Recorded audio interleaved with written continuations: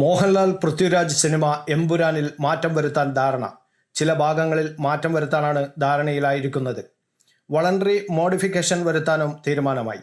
സിനിമയ്ക്കെതിരെ പ്രതിഷേധം കനത്തതോടെയാണ് അധികൃതരുടെ നീക്കം. അതേസമയം നിർമ്മാതാക്കൾ തന്നെയാണ് സിനിമയിൽ മാറ്റം ആവശ്യപ്പെട്ടതെന്നാണ് വിവരം. തിങ്കളാഴ്ചയോടെ മാറ്റം പൂർത്തിയാക്കും. അതുവരെ നിലവിലെ സിനിമ പ്രദർശനം തുടരും.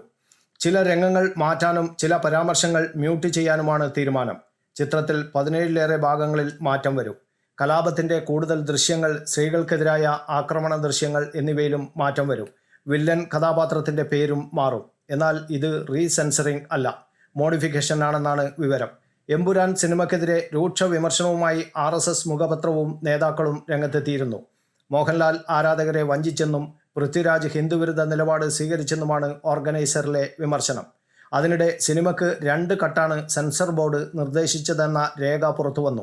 സെൻസർ ബോർഡിലെ RSS നോമിനികൾ കാര്യമായി ഇടപെട്ടില്ലെന്ന വിമർശനവും സംഘടനക്കുണ്ട്.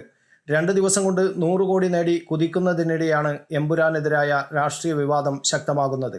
RSS എമ്പുരാനെതിരെ കടുത്ത നിലപാടെടുക്കുന്നു. സിനിമ ഹിന്ദുവിരുദ്ധമെന്നാണ് ഓർഗനൈസറിലെ കുറ്റപ്പെടുത്തൽ. ഇന്ത്യാവിരുദ്ധ സിനിമയാണെന്ന് വിമർശിക്കുന്ന ലേഖനത്തിൽ മോഹൻലാലിനെയും പൃഥ്വിരാജിനെയും കടന്നാക്രമിക്കുന്നുമുണ്ട്. A. ജയകുമാർ, J. നന്ദകുമാർ അടക്കമുള്ള RSS നേതാക്കളും പരസ്യമായി സിനിമയെ വിമർശിക്കുന്നുണ്ട്. സിനിമയ്ക്കെതിരായ പ്രചരണത്തിനില്ലെന്നാണ് സംസ്ഥാന BJPയുടെ ഔദ്യോഗിക നിലപാട്. News bureau, Kannur media.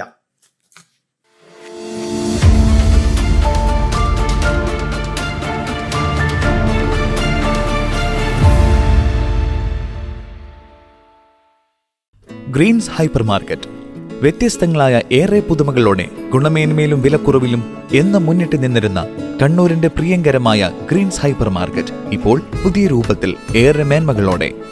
ഇനി ആസ്വദിക്കൂ വേറിട്ട ഷോപ്പിംഗ് എക്സ്പീരിയൻസ്. ഗ്രീൻസ് ക്ലബ് ഉപഭോക്താക്കൾക്ക് പ്രത്യേക ആനുകൂല്യങ്ങൾ. Offer available at all Greens hyper market.